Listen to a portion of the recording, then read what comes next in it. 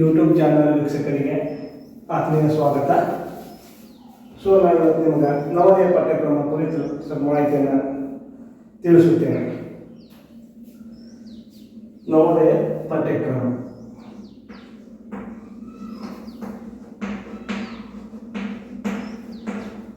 ನವೋದಯ ಪಠ್ಯಕ್ರಮ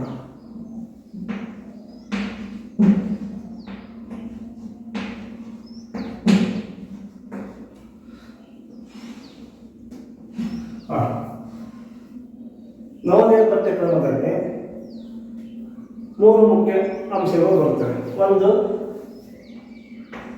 ಮಾನಸಿಕ ಸಾಮರ್ಥ್ಯ,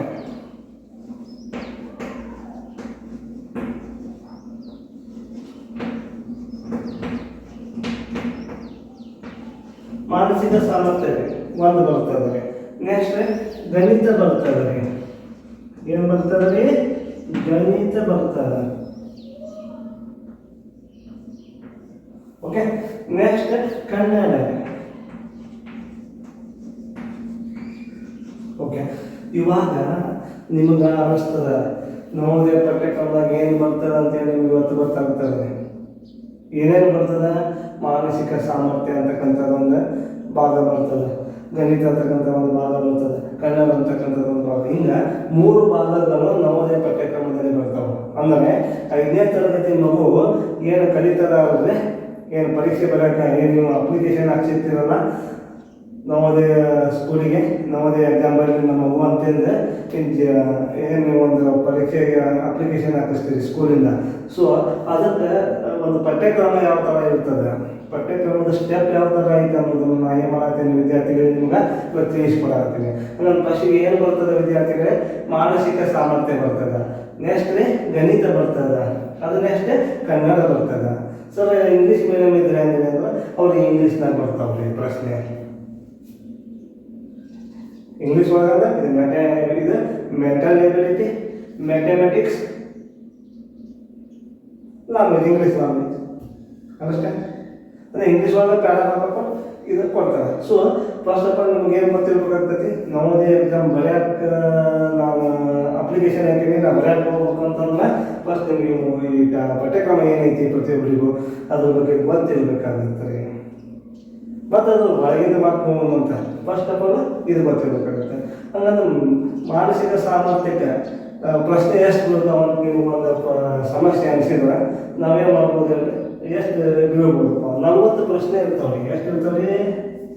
ಇದಕ್ಕೆ 40 ಪ್ರಶ್ನೆ, ಏನು 50 ಅಂಕ ನೆನಪಿಟ್ಕೊಡಿ. ಇವಾಗಿಂದ ಈಗಿನ ಸದ್ಯದ ಮಟ್ಟಿಗಿದ್ದರು, ಹಳೆದೆಲ್ಲ ಬೇರೆ ಇತ್ತು. ಸೊ ಬಟ್ ಇವಾಗ ಮಾನಸಿಕ ಸಾಮರ್ಥ್ಯಕ್ಕೆ 40 ಪ್ರಶ್ನೆ 50 ಅಂಕ. ಓಕೆ. ಅಂದರೆ ಗಣಿತಕ್ಕೆ ಎಷ್ಟು ಇರ್ತೈತಿ ಅಂತ ನೀವು ನೋಡೋದಾದ್ರೆ 20 ಪ್ರಶ್ನೆ 25 ಅಂಕ. ಹಂಗೆ ಕನ್ನಡದ ನೋಡೋದಾದ್ರೆ 20 ಪ್ರಶ್ನೆ 25 ಅಂಕ. ನೋಡಿ ನೋಡಿ, ಟೋಟಲ್ 80 ಪ್ರಶ್ನೆ 100 ಅಂಕ.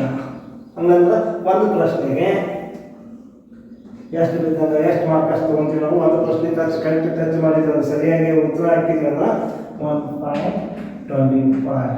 ಇನ್ನೊಂದು ವಿಷಯ ಹೇಳೋಕ್ಕೆ ಇಷ್ಟಪಡ್ತೀನಿ, ಇಲ್ಲಿ ಯಾವುದೇ ರೀತಿ ಒಳಗೆ ನೆಗೆಟಿವ್ ಇರೋಂಗಿಲ್ಲ, ನೆಗೆಟಿವ್ ಮಾರ್ಕ್ಸ್ ಇರೋಂಗಿಲ್ಲ. ಅಂದರೆ ಯಾರು ನೀವು ತಪ್ಪು ಅಂತೇಳಿ ಮಾರ್ಕ್ಸ್ ಕಲಿತಕ್ಕಂಥ ಕೆಲಸ ಇಲ್ಲ. ಓಕೆ. ನೀವೆಷ್ಟು ಟಚ್ ಮಾಡಿರ್ತೀರಿ ಅಷ್ಟು ಮಾರ್ಕ್ಸ್ ಬರ್ತದೆ, ತಪ್ಪಾಗಿದ್ದಕ್ಕೆ ಬೀಳುವುದಿಲ್ಲ. ಅದಾದ ಸಂಬಂಧ ಬೇರೆ ರೀತಿ ಒಂದು ಮಾರ್ಕ್ಸ್ ಕೂಡ ಕಟ್ ಆಗುವುದಿಲ್ಲ. ಸೊ ಈ ರೀತಿ ವಿದ್ಯಾರ್ಥಿಗಳೇ ನಿಮ್ಗೇನಿರ್ತದಪ್ಪ ಅಂದ್ರೆ ಒಂದು ಪಠ್ಯಕ್ರಮ ಅನ್ನೋದು ಇರ್ತದೆ. ಸೊ ಬಟ್ ಕಠಿಣ ಅಂತ ಅನಿಸುತ್ತೆ. ಬಟ್ ಟ್ರೈನಿಂಗ್ ತೊಗೊಂಡು ತರಬೇತಿ ತೊಗೊಂಡ್ರೆ ಅಂದ್ರೆ ನಿಮ್ಗೇನಾಗುತ್ತೆ ಸ್ವಲ್ಪ ಈಸಿ ಆಗುತ್ತೆ. ಓಕೆ. ಸೊ ಈ ಒಂದು ಫಸ್ಟ್ ಇಷ್ಟು ಗೊತ್ತಿರ್ಬೇಕಾಗೈತಿ. ಹಂಗಂದ್ರೂ ಇಷ್ಟೇ ಅಂದ್ರೆ ಗೊತ್ತಾಗಂದ್ರೆ ನಮ್ಗೆ ಇಷ್ಟು ಗೊತ್ತೈತಿ ಪಠ್ಯಕ್ರಮ ಇಷ್ಟೇ ಅನ್ಸೋದು 3 ಅಂತಲ್ಲ. ಸೊ ಮತ್ತು ಇದು ಒಳಗೆ ಮಾನಸಿಕ ಸಾಮಾನ್ಯ 40 ಪ್ರಶ್ನೆ ಯಾವ ಥರ ಬರ್ತಾವೆ ಅನ್ನೋದ್ರ ಬಗ್ಗೆ ಒಂದು ಬರ್ತದೆ. ಗಣಿತಕ್ಕೆ 20 ಪ್ರಶ್ನೆ ಯಾವ್ಯಾವ ಬರ್ತವೆ, ಯಾವ್ಯಾವ ಭಾಗದನ್ನ ಕೇಳ್ತಾರೆ ಕ್ವಶನ್. ಕನ್ನಡದೊಳಗೆ ಯಾವ ಥರ ಬರ್ತದೆ ಅನ್ನೋದ್ರ ಬಗ್ಗೆ ಏನೈತೆ ಮತ್ತು ಅದ್ರ ಕೂಡ ಮಾಹಿತಿ ಐತಿ. ಅದರೊಳಗೆ ನಾವೇನು ಮಾಡೋಣ ಅಂದರೆ ಇವಾಗ ವಿದ್ಯಾರ್ಥಿಗಳೇ ಏನು ಮಾಡೋಣ, ಈಗ ನಾವೀಗ 40 ಅದರ ಕುರಿತು ಕೆಲವೊಂದಿಷ್ಟು ವಿಚಾರಗಳನ್ನ ನಾನು ಅಂದರೆ ಯಾವ ಥರ 40 ಪ್ರಶ್ನೆಗಳು ಉದ್ಭವ ಆಗ್ತವೆ ಅಂತ ಅದ್ರ ಬಗ್ಗೆ ನೋಡ್ಬೇಕಾಗ್ತೈತಿ. 40 ಪ್ರಶ್ನೆ ಯಾವ ಥರ ಆಗ್ತವೆ ಅನ್ನೋದು ಅದು ನಿಮ್ಗೆ ಗೊತ್ತಾದ್ರೆ ಮುಂದೆ ಸ್ವಲ್ಪ ಅಭ್ಯಾಸ ಮಾಡೋಕ್ಕೆ ಈಸಿ ಆಗ್ತದೆ. ಏನಿಲ್ಲ, ಮಾನಸಿಕ ಸಾಮರ್ಥ್ಯ ಒಳಗೆ 10 ಮಾದರಿಗಳು ಬರ್ತವೆ. ಎಷ್ಟು ಬರ್ತವೆ? 10 ಮಾದರಿ. ಈ ಸಿಂಪಲ್ ಹೇಳ್ತೀನಿ ನಿಮ್ಗೆ ವಿದ್ಯಾರ್ಥಿಗಳೇ, ಭಾಳ ಫಾಸ್ಟಾಗಿ ಮತ್ತು ನೀವು ಪರ್ಫೆಕ್ಟ್ ಆಗಿ ಅನ್ನೋ ವಿಷಯ ತಿಳ್ಕೊಂಡು ಏನೈತೆ ಅನ್ನೋದು ಅಷ್ಟೇ ತಿಳಿಸ್ಕೊಡಾಗ್ತದೆ. 10 ಮಾದರಿಗಳು ಬರ್ತವೆ. ಹಂಗಂದ್ರೆ 10 ಮಾದರಿಗಳು ಯಾವ್ಯಾವ ಫಸ್ಟ್ ಗೊತ್ತಿರ್ಬೇಕಾಗ್ತೈತಿ. ಓಕೆ, ಫಸ್ಟ್ 10 ಮಾನಸಿಕ ಸಾಮರ್ಥ್ಯಗಳು 10 ಮಾದರಿ ಬರ್ತವೆ. 10 ಮಾದರಿಗಳು 40 ಪ್ರಶ್ನೆ ಅಂದ್ರೆ ಒಂದು ಮಾದರಿಗೆ 4 ಪ್ರಶ್ನೆ, ಒಂದು ಮಾದರಿಗೆ 4 ಪ್ರಶ್ನೆ 5 ಅಂಕ. ಹಂಗೆ 10 ಮಾದರಿಂದ 10 4 40 ಪ್ರಶ್ನೆ 50 ಅಂಕ. ಅಂಡರ್ಸ್ಟ್ಯಾಂಡ್? ಸೊ ಆಗ 10 ಮಾದರಿಗಳು ಯಾವ ಅನ್ನೋದು ನಾನು ನಿಮಗೆ ಹೇಳ್ಬಿಡ್ತೀನಿ. ನಮ್ಮ ನೆನಪಿರ್ಬೋದು, ಏನಿಲ್ಲ, ಭಾಳ ಸರಳ ಇದೆ. ಒಂದೇದು ಫಸ್ಟ್ ಒಂದು ಸಂಬಂಧವಿಲ್ಲದ ಚಿತ್ರ ಗುರುತಿಸುವುದು. ವಿದ್ಯಾರ್ಥಿಗಳೇ, ಒಂದೇದು 10 ಮಾನಸಿಕ ಸಾಮರ್ಥ್ಯ ಪಠ್ಯಕ್ರಮದ ಒಂದೇ ಮಾದರಿ ಯಾವುದು ಬರ್ತದೆ? ಸಂಬಂಧವಿಲ್ಲದ ಚಿತ್ರ ಗುರುತಿಸುವುದು. ಎರಡನೇದ್ರಿ ಇದ್ದಂತೆ ಚಿತ್ರ ಗುರುತಿಸುವುದು. ಮೂರನೇದು ಚೌರಸದಲ್ಲಿಯ ಮುಂದಿನ ಚಿತ್ರ ಗುರುತಿಸುವುದು. ನಾಲ್ಕನೇದು ಮುಂದಿನ ಚಿತ್ರ ಗುರುತಿಸುವುದು. ಐದನೇದ್ರಿ ಜೋಡಿ ಚಿತ್ರಗಳಲ್ಲಿ ಮುಂದಿನ ಚಿತ್ರ ಗುರುತಿಸುವುದು. ಆರನೇದು ಚೌರಸವನ್ನು ಪೂರ್ಣಗೊಳಿಸುವುದು. ಏಳನೇದು ಕನ್ನಡಿಯಲ್ಲಿ ಉಂಟಾಗುವ ಪ್ರತಿಬಿಂಬದ ಚಿತ್ರವನ್ನು ಗುರುತಿಸುವುದು. 8 ಮಡಚಿ ಪಂಚ್ ಮಾಡಿದ ಹಾಳೆಯನ್ನು ಬಿಚ್ಚಿದಾಗ ಉಂಟಾಗುವ ಚಿತ್ರವನ್ನು ಗುರುತಿಸುವುದು. 9ನೇದು ಕತ್ತರಿಸಿದ ಭಾಗಗಳಿಂದಾದ ಆಯ್ದ ಆಕೃತಿಗಳನ್ನು ಗುರುತಿಸುವುದು. ಓಕೆ, ನೆಕ್ಸ್ಟ್ ಲಾಸ್ಟ್ ಒನ್ ಅಡಗಿರುವ ಅಥವಾ ಹುದಗಿರುವ ಚಿತ್ರವನ್ನು ಗುರುತಿಸುವುದು. ಈ ರೀತಿ ಏನಾಗಿದೆ ಅಂದರೆ ಮಾನಸಿಕ ಸಾಮರ್ಥ್ಯಗಳು 10 ಮಾದರಿಗಳು. ಅದರ ಒಂದೇ ಮಾದರಿ ಯಾವುದಂತ ಹೇಳಿದ್ರೆ ಸಂಬಂಧವಿಲ್ಲದ ಚಿತ್ರ ಗುರುತಿಸುವುದು. ಈ ಸಂಬಂಧವಿಲ್ಲದ ಮಾದರಿ ಏನು ಒಂದೇ ಮಾದರಿ ಐತಲ್ಲ, ಅದಕ್ಕೆ ಸಂಬಂಧಪಟ್ಟಂಗೆ ವಿದ್ಯಾರ್ಥಿಗಳು ಏನಾಗ್ತೈತೆ ಹೇಳಿದ್ರೆ 4 ಪ್ರಶ್ನೆ ಅದಕ್ಕೆ ಸಂಬಂಧಪಟ್ಟಂಗೆ ಇರ್ತಾವೆ. ಮತ್ತೇನು ಬೇರೆ, ಅದಕ್ಕೆ ಸಂಬಂಧಪಟ್ಟಂಗೆ 4 ಪ್ರಶ್ನೆ ಇರ್ತಾವೆ. ಆ 4 ಪ್ರಶ್ನೆಗೆ ನೀವು ಕರೆಕ್ಟಾಗಿ ಟಚ್ ಮಾಡಿದ್ರೆ, ಕರೆಕ್ಟಾಗಿ ಉತ್ತರವನ್ನು ರೌಂಡ್ ಮಾಡಿದ್ರೆ ಅಂದ್ರೆ ನಿಮಗೆ ಏನಾಗ್ತೈತಿ ಮಕ್ಕಳ, ಅದು ಒಂದು 4 ಪ್ರಶ್ನೆಗೆ 5 ಅಂಕ ನಿಮ್ಮ ಪಾಕೆಟ್ನಾಗ ಬಿದ್ದಂಗೆ ಆಗ್ತೈತಿ, ನಿಮ್ಮ ಕಿಶೆದಾಗ ಬಿದ್ದಂಗೆ ಆಗ್ತದೆ, ನಿಮಗೆ ಬಂದಂಗೆ ಆಗ್ತಾವೆ 5 ಮಾರ್ಕಸು. ಸೊ ಹಿಂಗೆ ಅದನ್ನು ನಾವು ಕರೆಕ್ಟಾಗಿ ಚರ್ಚೆ ಮಾಡ್ಬೋದಾ ಅಂತ ನಿಮ್ಮ ಪ್ರಶ್ನೆ ಇದೆ. ನನ್ನ ಮುಂದಿನ ಕ್ಲಾಸ್ಗಳನ್ನೆಲ್ಲ ನೀವು ನೋಡ್ತಾ ಹೋದಾಗ ನಿಮ್ಗೆ ಏನಾಗ್ತೈತಿ ವಿದ್ಯಾರ್ಥಿಗಳು ಅದ್ರ ಬಗ್ಗೆ ಪರ್ಫೆಕ್ಟ್ ಆಗ್ತೈತಿ. ನಿಮ್ಗೆ ಅದ್ರ ಬಗ್ಗೆ ಹೆಂಗೆ ಪರ್ಫೆಕ್ಟಾಗಿ ತಿಳಿಸ್ತೀನಿ. ಈ 10 ಮಾದರಿಗಳು ನಿಮ್ಗೆ ಯಾವ್ಯಾವುದು ಗೊತ್ತಾಗೈತಿ. ಹೌದಾ? ಇಲ್ಲಿ 40 ಪ್ರಶ್ನೆ ಈ ಥರ 50 ಅಂಕಗಳು. 1ನೇ ಮಾದರಿ ಒಳಗೆ 4 ಪ್ರಶ್ನೆ 5 ಅಂಕ ತೊಗೊತೀವಿ. 2ನೇ ಮಾದರಿಗೂ 4 ಪ್ರಶ್ನೆ 5 ಅಂಕ. 3ನೇ ಮಾದರಿಗೂ 4 ಪ್ರಶ್ನೆ 5 ಅಂಕ. ಸೇಮ್ ಆಗಿಲ್ಲ. ಇನ್ನು 10ನೇ ಮಾದರಿ ಮಟ್ಟ ನೋಡಿದ್ರೆ 10ನೇ ಮಾದರಿ ಕೂಡ 4 ಪ್ರಶ್ನೆ 5 ಅಂಕ. ಅಷ್ಟು ಪ್ರಶ್ನೆಗಳು ಎಷ್ಟು ಆಗ್ತಾವೆ? 10 4 40 ಪ್ರಶ್ನೆ ಆಯ್ತು, 50 ಅಂಕ ಆಯ್ತು.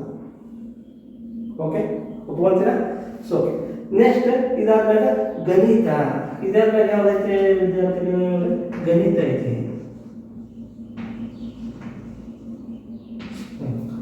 ಇಷ್ಟು ಗೊತ್ತಾಗ್ತಾ ನಿಮ್ಗೆ ಗಣಿತಕ್ಕೆ ನಿಮ್ಗೆ ಆಗಿರೋ ನಾನು 20 ಪ್ರಶ್ನೆ 25 ಅಂಕ.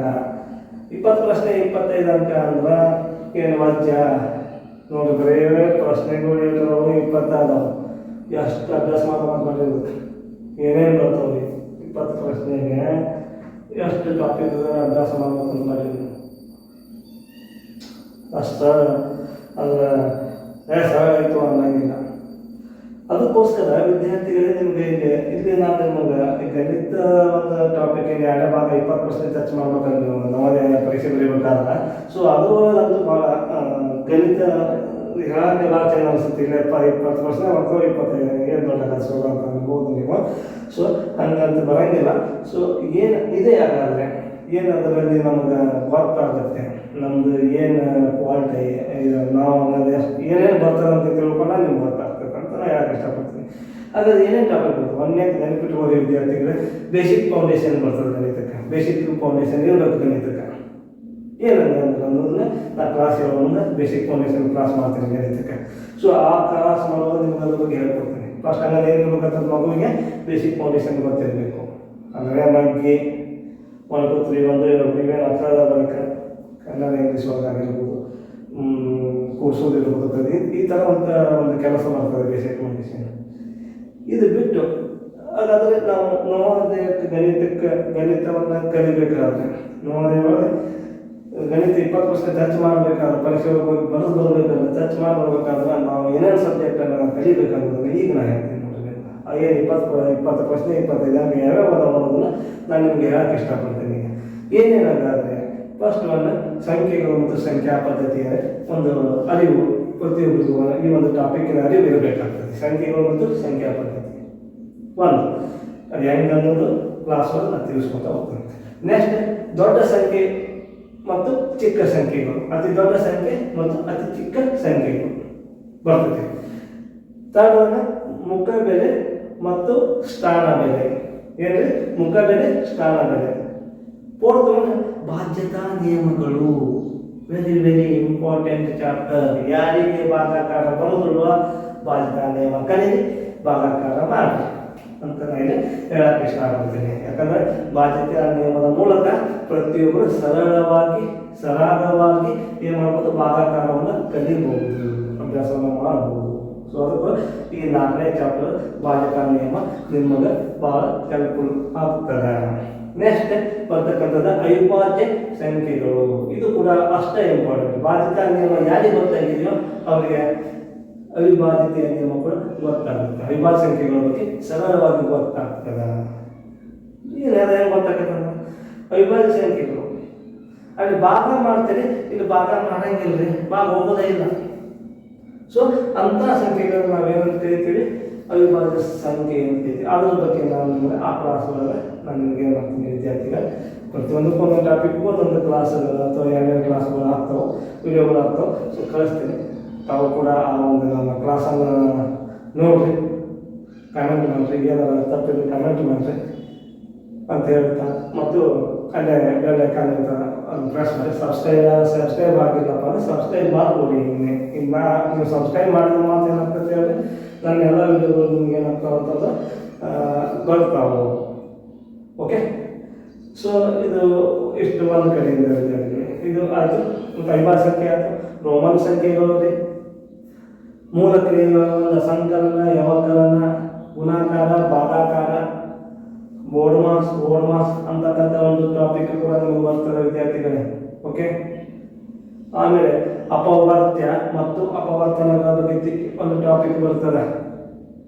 ಓಕೆ, ಲಸ ಮತ್ತು ಮಸಾಹ ನೋಡಿ, ನಿಮ್ಗೆ ಯಾವ ಟಾಪಿಕ್ ಬರ್ತಾವ ಹಂಗೆ ನಮ್ಗೆ ಎಷ್ಟು ಸಾಧ್ಯ ಅಷ್ಟು ಹೇಳಕತ್ತೀನಿ. ಪ್ರತಿಯೊಂದನ್ನು ನಾನು ನಿಮಗೆ ಮುಂದೆ ನಾನು ಕ್ಲಾಸ್ ಮಾಡುವಾಗ ತಿಳಿಸ್ಕೊತ ಹೋಗ್ತೀನಿ. ಓಕೆ, ಲಸ ಮಸ ಆಯಿತು. ಓಕೆ, ಮತ್ತೆ ಅಂದಾಜು ಗಣನೆ ಬರ್ತದೆ. ಓಕೆ, ವರ್ಗ ಮತ್ತು ವರ್ಗಮೂಲ ಬರ್ತದೆ ವಿದ್ಯಾರ್ಥಿಗಳೇ.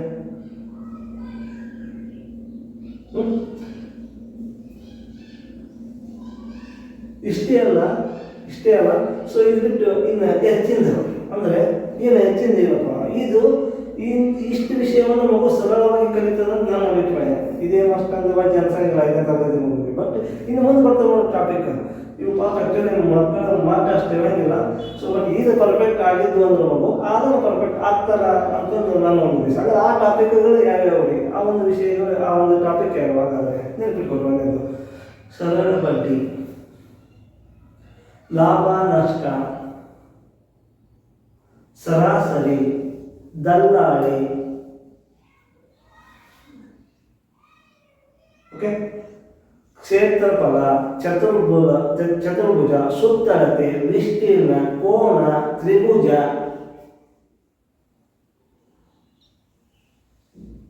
ದೂರ, ವೇಗ, ಕಾಲ, ಮತ್ತೆ ಲಾಭ ನಷ್ಟ. ಇಷ್ಟೇ ಅಲ್ಲ, ಬುದ್ಧಿಮತ್ತೆ, ಮಾನಸಿಕ ಬುದ್ಧಿಮಟ್ಟಕ್ಕೆ ಸಂಬಂಧಪಟ್ಟಾಗ ಕ್ಯಾಲೆಂಡರ್ ಬಳಕೆ ಮಾಡುವುದಿಲ್ಲ. ಅಳತೆಯ ಮಾನಗಳು, ಹಣದ ಮಾನಗಳು, ಉದ್ದಗಲ ಕಂಡಿಡಿದು,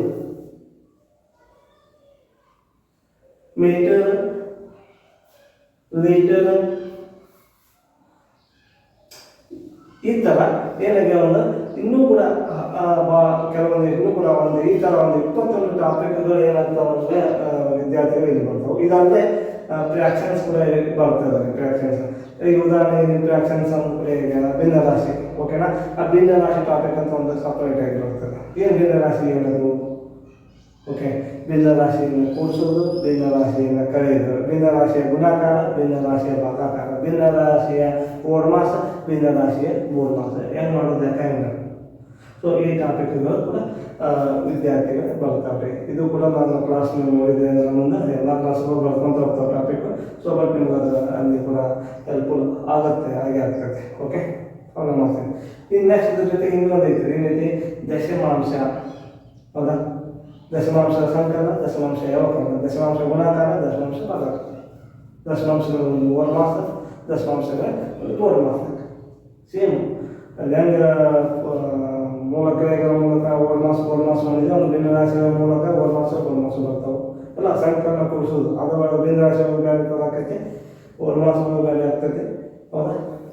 ದಶಮಾಂಶದ ಬೇರೆ ಆಕೈತಿ, ಮೂಲಕ್ರಿಯೆಗಳ ಮೂಲಕ ಬೇರೆ ಆಗ್ತದೆ. ಮೂಲಕ್ರಿಯೆಗಳ ಪೂರ್ಣಾಂಕಗಳ ಮೇಲೆ. ಓಕೆ, ಇಷ್ಟು. ಮತ್ತೆ ಶೇಕಡಾ ಕ್ರಮ ಬರ್ತದೆ, ಅನುಪಾತ, ಸಮಾನುಪಾತ, ವಿಲೋಮಾನುಪಾತ, ಇದನ್ನು ಕೂಡ ಟಾಪಿಕ್ ಬರ್ತದೆ. ಸೊ ಹಿಂಗೆ ಗಣಿತದ ಏನದಾವ ವಿದ್ಯಾರ್ಥಿಗಳು ಹಲವಾರು ಟಾಪಿಕ್ಗಳು ಅದಾವೆ. ಮತ್ತು 21ರಿಂದ 25 ಟಾಪಿಕ್ಗಳು ಬಂದೇ ಬರ್ತವೆ. ಸೊ ಕೆಲವೊಂದಿಷ್ಟು ಟಾಪಿಕ್ಗಳು ಅದರೊಳಗೆ ಏನಾಗಿದ್ದಾವೆ ಅಂದರೆ ರಿಮೂವ್ ಮಾಡಿದ್ದಾರೆ, ತೆಗೆದುಹಾಕಿದ್ದಾರೆ. ಸೊ ಅವು ಬಿಟ್ಟು ಕೆಲವು ಓದಿದೆ ಏನಾಗ್ತಾವೆ ನಿಮಗೆ ಎಕ್ಸಾಮ್ಗೆ ಬರ್ತಕ್ಕಂಥದ್ದು ಇವೆಲ್ಲ. ಇದು ನೋಡಿ ಎಷ್ಟಕ್ಕೆ 20 ಪ್ರಶ್ನೆಗೋಸ್ಕರ ಇಷ್ಟೆಲ್ಲ ನಾವು ಕಲಿಬೇಕಾಗುತ್ತೆ, ಪರ್ಫೆಕ್ಟ್ ಆಗಬೇಕಾಗುತ್ತೆ. ಆಗ್ಬೋದಲ್ಲ ನಾವು ಪರ್ಫೆಕ್ಟ್ ಹಾಗೆ ಹಾಕೈತೀವಿ ಮಾಡಿದರೆ ಮನುಷ್ಯ ಮನಸ್ಸು ಮಾಡಿದ್ರೆ ಮನುಷ್ಯನಿಗೆ ಅಸಾಧ್ಯವಾದ ಯಾವುದೂ ಇಲ್ಲ ಅನ್ನೋದನ್ನು ಈ ಒಂದು ನಿಮಗೆ ನಾವು ವಿಡಿಯೋದ ಮೂಲಕ ನಿಮಗೆ ಅದನ್ನು ಪರ್ಫೆಕ್ಟ್ ಮಾಡಿಸ್ಕೊಡ್ತೀನಿ, ಅಷ್ಟು ಗ್ಯಾರಂಟಿ ಐತಿ. ಸೊ ಇಷ್ಟೇ ಗಣಿತಕ್ಕೆ. ನೆಕ್ಸ್ಟ್ ಯಾವುದೇ ಕನ್ನಡ. ಕನ್ನಡ ಇಲ್ಲಿ ಏನಿಲ್ಲ, ಕನ್ನಡದಾಗ ಗದ್ಯ ಭಾಗ ಕೊಡ್ತಾನೆ. ಏನು ಮಗು ಕನ್ನಡ ಮೀಡಿಯಂ ಮಕ್ಕಳು ಏನು ಮಾಡ್ಬೇಕು? ಕನ್ನಡ ಗದ್ಯ ಭಾಗ ಕೊಡ್ತಾನೆ ಒಂದು ಪ್ಯಾರ. ಆ ಪ್ಯಾರ ಕೊಟ್ಟು 4 ಪ್ರಶ್ನೆ ಕೊಟ್ಟು 4 ಉತ್ತರ ಆಯ್ಕೆಗಳು ಕೊಟ್ಟಿರ್ತಾನೆ. ಒಂದು ಪ್ರಶ್ನೆ ಕೊಟ್ಟು 4 ಉತ್ತರ ಆಯ್ಕೆಗಳು. ಅದ್ರಾಗ ಪ್ಯಾರ ಓದಿ ಇಲ್ಲಿ ಕೆಳಗೆ ಆಪ್ಷನ್ ಕೊಟ್ಟಿದ್ರೊಳಗೆ ಉತ್ತರ ಯಾವ್ದು ಸರಿಯಾಗುತ್ತೆ 4 ಒಂದಂತೆ ರೌಂಡ್ ಆಗಿ ಬರಬೇಕಾಗ್ತದೆ. ಸೊ ಈ ಥರ ಅವು ಕೂಡ ಏನಾಗ 4 ಗದ್ಯ ಭಾಗ ಅಷ್ಟೇ, 4 ಗದ್ಯ ಭಾಗ ಇರ್ತವೆ. ಓಕೆ, 5 ಪ್ರಶ್ನೆ 4 ಗದ್ಯ ಭಾಗ. ಹೌದಾ? ಸೊ ಅವು ಏನಾಗ್ತವೆ ಅಂದ್ರೆ ಅವು ಕೂಡ 20 ಪ್ರಶ್ನೆ 25 ಅಂತ ಇರ್ತದೆ. ಈ ಥರ ಏನಾಗೈತೆ ಅಂತಂದ್ರೆ ನವೋದಯ ಪಾಠ್ಯಕ್ರಮ ಪರೀಕ್ಷೆ ಬರೀತಕ್ಕಂಥ ವಿದ್ಯಾರ್ಥಿಗಳಿಗೆ ಇರ್ತಾರೆ. ಯಾರು ನವೋದಯ ಪರೀಕ್ಷೆ ಬರೀತಾರೆ ವರ್ಷ ಪ್ರತಿ ವರ್ಷವೂ ಇರ್ತೈತೆ ಎಕ್ಸಾಮ್. ಪ್ರತಿ ವರ್ಷ 5ನೇ ತರಗತಿ ಮಕ್ಕಳು ರನ್ನಿಂಗ್ ಏನು ಕಲಿತಿರ್ತಾರೆ ಆ ಮಕ್ಕಳಿಗೆ ಈ ಒಂದು ನವೋದಯ ಪರೀಕ್ಷೆ ಇದ್ದೇ ಆಗ್ತದೆ. ಅದ್ರ ಪಠ್ಯಕ್ರಮ ಈ ಥರ ಐತಿ ಅನ್ನೋದನ್ನು ನಾನು ನಿಮಗೆ ಇವತ್ತಿನ ಒಂದು ಕ್ಲಾಸ್ ಒಳಗೆ ತಿಳಿಸಿದೆ. ಯಾರಿಗೆ ಎಲ್ಲರಿಗೆ ನನ್ನ ಈ ಒಂದು ವಿಡಿಯೋ ಈ ಒಂದು ಪಠ್ಯಕ್ರಮದ ಬಗ್ಗೆ ಕೊಟ್ಟಂಥ ಮಾಹಿತಿ ಯಾರಿಗಾದ್ರೂ ಲೈಕ್ ಆಗಿದ್ರೆ ಅಥವಾ ಏನಾದರೂ ಕೂಡ ನಾನು ಇಲ್ಲಿ ಹೇಳುವಾಗ ಅನುಭವ ಸರಿ ಇದ್ರೆ ಕಮೆಂಟ್ ಮೂಲಕ ಅದನ್ನು ತಿಳಿಸ್ರಿ ನನಗೆ. ಆಮೇಲೆ ಅಲ್ಲೇ ಬೆಲ್ ಐಕಾನ್ ಐತೆ ಅದನ್ನು ಬರ್ತೀರಿ, ಸಬ್ಸ್ಕ್ರೈಬ್ ಮಾಡ್ಕೊಳ್ಳಿ.